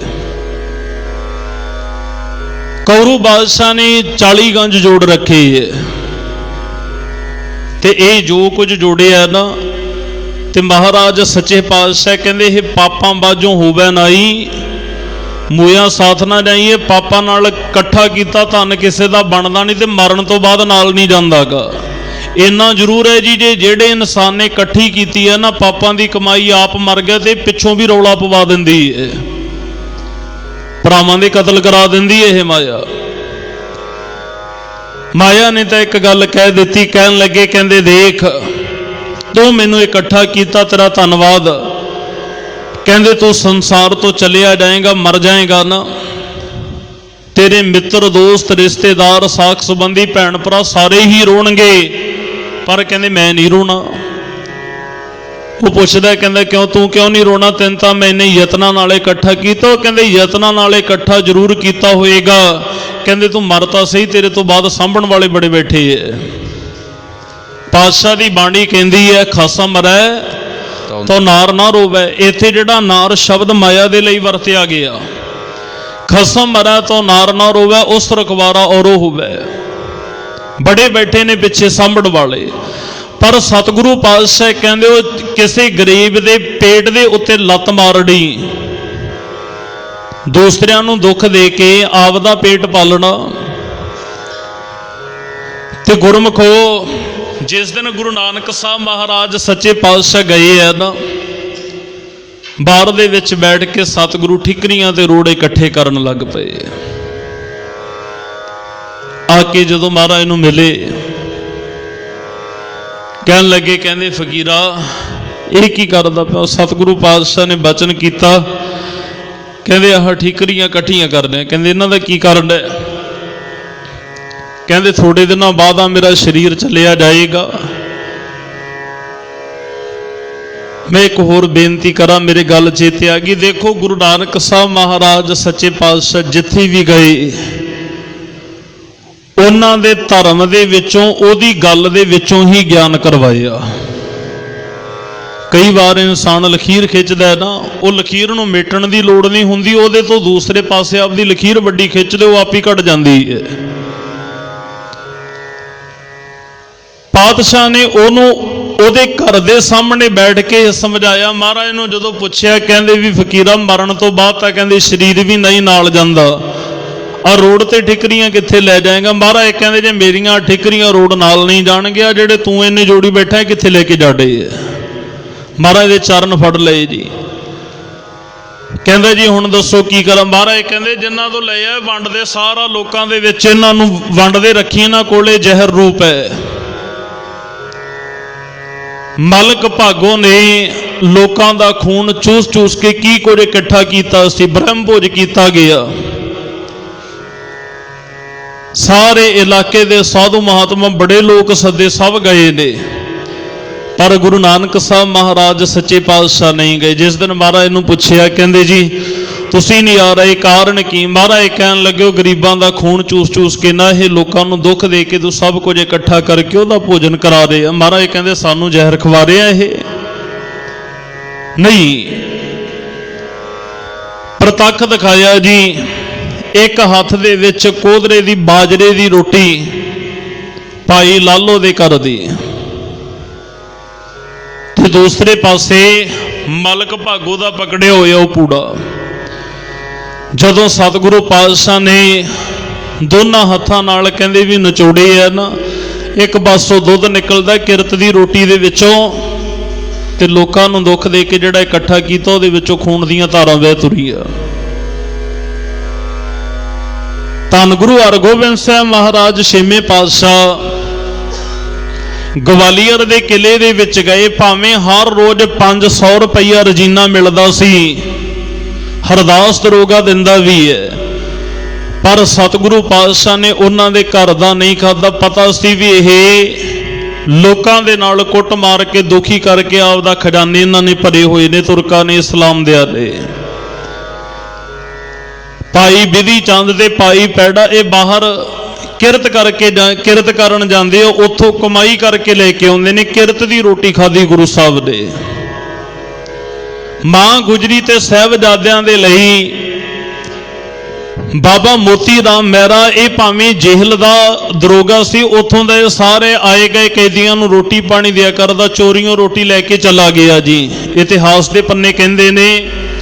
माता जी ने पूछे कित्थों, कहंदे माता जी भी इत्थे जिथे सारे कैदियां दी रोटी बनदी उथों। महाराज माता ने कह दिता, कहन लगे नहीं इस घर दा कहंदे असीं खाना नहीं, क्योंकि ये दीन दे विच परपक्क रहण वाले नहीं, धर्मी नहीं गे, ते जिन्हां दा कोई दीन धर्म ना होवे। सतगुरु कहंदे बेदीना की दोस्ती, बेदीना का खान, सिफती सार ना जाने, सदा वसै शैतान रहत। नामिਆਂ ਦੇ ਵਿੱਚ भी जिक्र किया गया। पातशाह कहंदे ने, कहंदे जाकी रहत ना जानिए, गुर मंत्र नहीं चीत, तिसका भोजन खाए का विसरै हर स्यों प्रीत। इहो जे किसे घर दा खा के देख लो जिहदी रहत बैत ना होवे, किरत ना कीती होवे, लोकां दा लुट घुट के इकट्ठा करके धन वो कमाया होवे, ते कहंदे ना परमात्मा नाल सुरती नहीं जुड़दी इहो जे घरदियां दी खा के। पातशाह इत्थे किरपा वरताउंदे कहंदे ने, कहंदे वो गरीब गुरबियां नूं कहंदे दुख दे के अपना पेट पालदे ने। अंत दे समय कहंदे भी जिहड़ी माया ना वो भी कोल नहीं रहिंदी, वो भी चली जांदी है। कबीर साहब जी कहंदे कबीर कौडी कौडी जोर का जोरा, लाख करोड़ चलती वारना कश में कुछ भी नहीं मिलेगा, सब कुछ इत्थे ही रह गया। जिस माया की खातर इन्ना कुछ करदा रहा, तुसी होरां दी छड्डो जी। दुनिया दे विचों सब तो अमीर आपां रावण नूं मंनदे ना, जिहदी लंका ही सोने दी सी। ते महाराज सच्चे पातशाह कह बचन करदे ने। पातशाह कहन लगे लंका गढ़ सोने का पया, मूर्ख रावण क्या ले। अज जेड़ा ये मूर्ख शब्द वरत्या ना, दिली दीपक पाठ है जी। दिली दीपक समझदे हो ना, जिवें पुरातन समय दे विच दीवे जगाए जांदे सन, देहली दे विच दीवा रखिया जांदा घर दी देहली दे अंदर, ओहदा चानण अंदर भी आउंदा सी ते बाहर भी जांदा सी। एक इत्थे जिहड़ा ये शब्द है ना, कई पाठ ऐसे ने गुरु ग्रंथ साहिब महाराज दे विच जिहड़ा देहली दीपक दा काम करदे है। इत्थे हुण सतगुरु पातशाह ने जिहड़ी किरपा वरताई, महाराज सच्चे पातशाह कह रहे ने मूर्ख रावण क्या ले गया। एक पासे तो रावण नूं कह दिता भी मूर्ख सी की नाल लै गया, दूसरे पासे सानू कह दिता महाराज कहंदे ओह मूर्खा रावण की लै गया ते तुसी की लै जाओगे। मेरे साहिब जी ने इत्थे किरपा वरताई, कहंदे ना सब कुछ सारा इत्थे जिहड़ा संग साथ है इत्थे ही छड्ड जांदी। शब्द थोड़ा जिहा लंबेरा है ते मेरी यह आदत नहीं भी आपां छेती देने लंघा दईए। सतगुरु किरपा करन इत्थों जिहड़ी विचार आपां कल रोज इत्थों ही सांझी फेर करांगे। समा हो चुके है, होईयां तमाम भुल्लां दी खिमा। धन सतगुरु श्री गुरु ग्रंथ साहिब महाराज सच्चे पातशाह शहीद सिंह गुरु की संगत बख्शन जोगे बख्श लेना। मेरियां भुल्लां गलतियां जान ना चतारनियां इत्थे ही छड्ड दिओ। ਗੁਰਮਤਿ ਦੀ ਵਿਚਾਰ ਨੂੰ, ਰੱਬੀ ਗੁਰਬਾਣੀ ਨੂੰ ਆਪਣੇ ਹਿਰਦੇ ਅੰਦਰ ਵਸਾਉਣ ਦਾ ਯਤਨ ਕਰਨਾ। ਸਾਹਿਬ ਸਾਡੀ ਤੁਹਾਡੀ ਹਾਜ਼ਰੀ ਆਪਣੇ ਚਰਨਾਂ ਅੰਦਰ ਪ੍ਰਵਾਨ ਕਰਨ। ਅਰਦਾਸ ਕਰਿਓ ਸਤਿਗੁਰੂ ਜੀ ਇਸੇ ਤਰ੍ਹਾਂ ਆਪਦੇ ਦਰ ਦੀ ਕਥਾ ਕੀਰਤਨ, ਗੁਰਮਤਿ ਗੁਰੂ ਸੇਵਾ, ਪੰਥ ਦੀ ਸੇਵਾ ਸਤਿਗੁਰੂ ਰਹਿੰਦੇ ਸਵਾਸਾਂ ਤੱਕ ਆਪ ਵਿੱਚ ਵਰਤ ਕੇ ਲੈਂਦੇ ਰਹਿਣ। ਇੱਕ ਸੰਗਤ ਦੇ ਚਰਨਾਂ ਦੇ ਵਿੱਚ ਬੇਨਤੀ ਕਰਾਂ, ਅੱਜ ਤਕਰੀਬਨ ਜੀ 8 ਵਜੇ, ਅੱਧਾ ਕੁ ਘੰਟਾ ਹੀ ਰਹਿ ਗਿਆ। ਪਾਵਨ ਅਸਥਾਨ ਤੋਂ ਬੱਸਾਂ ਜਾਣੀਆਂ ਨੇ ਗੁਰਦੁਆਰਾ ਭਪੌਰ ਸਾਹਿਬ, ਜਿੱਥੇ ਸ਼੍ਰੀਮਾਨ ਸੰਤ ਬਾਬਾ ਅਜੀਤ ਸਿੰਘ ਜੀ ਹੰਸਾਲੀ ਸਾਹਿਬ ਵਾਲੇ ਸੱਚਖੰਡ ਵਾਸੀ ਮਹਾਂਪੁਰਖਾਂ ਦਾ ਪਾਵਨ ਪਵਿੱਤਰ ਇਹ ਪੰਜ ਭੂਤਕ ਸਰੀਰ, ਜਿੱਥੇ ਜਲ ਪ੍ਰਵਾਹ ਕੀਤਾ ਗਿਆ ਸੀ, ਸੰਗਤਾਂ ਨੇ ਜਾਣਨਾ ਹੈ। ਤੇ ਮੈਂ ਬੇਨਤੀ ਕਰਾਂ ਭਾਈ, ਜਿਨ੍ਹਾਂ ਦੇ ਮਨ ਦੇ ਵਿੱਚ ਜਾਣ ਦੀ ਇੱਛਾ ਹੋਵੇ ਉਹ ਤਕਰੀਬਨ 8 ਵਜੇ ਤੋਂ ਪਹਿਲਾਂ ਸਤਿਗੁਰੂ ਪਾਤਸ਼ਾਹ ਦੇ ਇਸ ਸ਼ਹੀਦਾਂ ਦੇ ਅਸਥਾਨ ਦੇ ਉੱਤੇ ਪਹੁੰਚਣ ਦੀ ਕਿਰਪਾਲਤਾ ਕਰੋ। ਕੱਲ ਵੀ ਬੇਨਤੀ ਕੀਤੀ ਸੀ, ਸਤਿਗੁਰੂ ਜੀ ਕਿਰਪਾ ਕਰਨ। ਆਓ ਸ਼ਬਦ ਦੀਆਂ ਪੰਕਤੀਆਂ ਸਰਵਣ ਕਰਕੇ ਆਨੰਦ ਸਾਹਿਬ ਜੀ ਦਾ ਜਾਪ, ਉਪਰੰਤ ਅਰਦਾਸ ਬੇਨਤੀ। ਹੁਕਮਨਾਮਾ ਸਾਹਿਬ ਕੜਾ ਪ੍ਰਸ਼ਾਦੀ ਦੇਗ ਵਰਤੇਗੀ ਜੀ। ਦੇਹੋ ਸਜਣ ਆਸੀਸੜੀਆਂ, ਜਾਂ ਹੋਵੇ ਸਾਹਿਬ ਸਿਉ ਮੇਲ। ਹਿਲ ਵਿਖ ਕਰਤ ਕਰਤ ਪਛਤਾਵਹਿ, ਕਬਹੁ ਨ ਸਕੈ ਛਾਂਟ। ਨਿੰਦਕ ਜਮ ਦੂਤੀ ਆਏ ਸੰਘਾਰਿਓ, ਦੇਵੈ ਮੂੰਡ ਉਪਰ ਮਟਾਕ। ਨਾਨਕ ਆਪਨ ਕਟਾਰੀ ਆਪਸ ਕੌਲਾਈ, ਮਨ ਆਪਣਾ ਕੀਨੋ ਫਾਟ। ਵਾਹਿਗੁਰੂ ਜੀ ਕਾ ਖਾਲਸਾ, ਵਾਹਿਗੁਰੂ ਜੀ ਕੀ ਫਤਿਹ। ਰਾਮਕਲੀ ਮਹੱਲਾ ਤੀਜਾ। ਆਨੰਦ ਏਕ ਓੰਕਾਰ ਸਤਿਗੁਰ ਪ੍ਰਸਾਦ, ਆਨੰਦ ਭਇਆ ਮੇਰੀ ਮਾਏ।